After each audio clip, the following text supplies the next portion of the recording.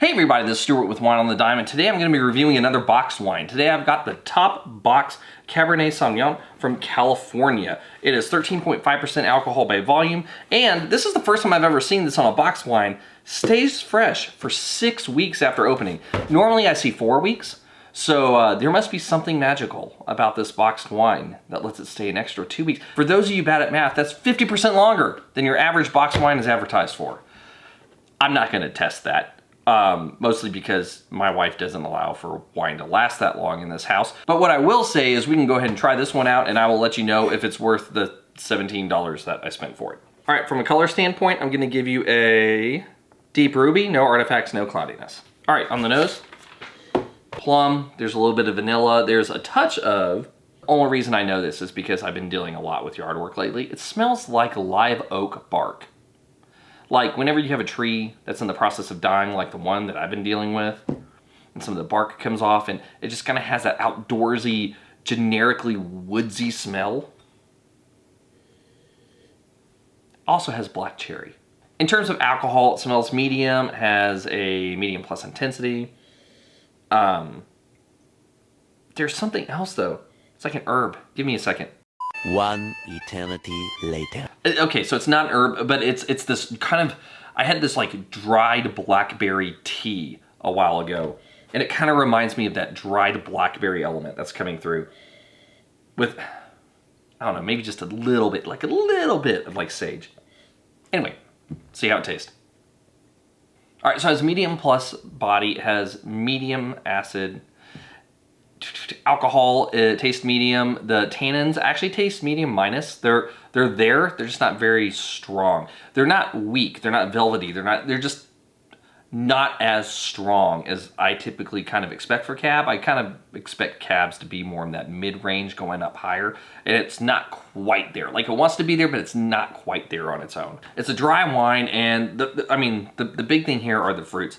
That dried blackberry note is present. It shows up more in the finish than anywhere else. Overall, the fruits are kind of more of a fresh tasting. It's slightly jammy, but not overly jammy. So it still kind of feels not like it's one of those.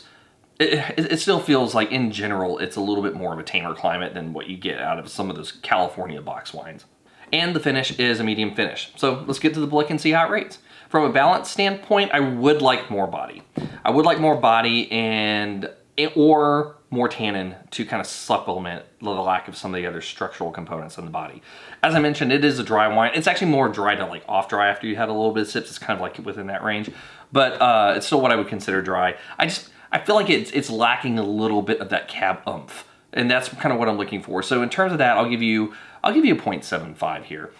In terms of length, medium finish, half a point. In terms of intensity, medium plus on the nose, medium on the palate, so half a point. And in terms of complexity, so this is a little bit difficult because I was hoping for a little bit more expression of the items that were in here. And they're there, but they kind of fumble over each other at different parts of the tasting experience. And as a result, you're kind of finding a few things here. You're not tasting like the breadth of everything at all times. Like you can't go, ooh, there's that vanilla. Ooh, and that like do it on the approach and be like, ooh, it's there. It kind of pops in and pops out, and same thing with some of the other components. So I'm gonna go ahead and give you half a point for complexity. So once you add everything up, you're a good wine. I think this is a fine box wine. It's better than, I would say this is probably for me a better alternative than the Boda Box Cab. I feel like it has a little bit more evenness. Like the Boda Box stuff lately, I feel like it's just been really jammy when I've tried it, whereas this is a little bit more tame on that structure with, and not being as off dry. It kind of falls like a little bit more to that dry with a hint, like a very, very slight hint of sweetness.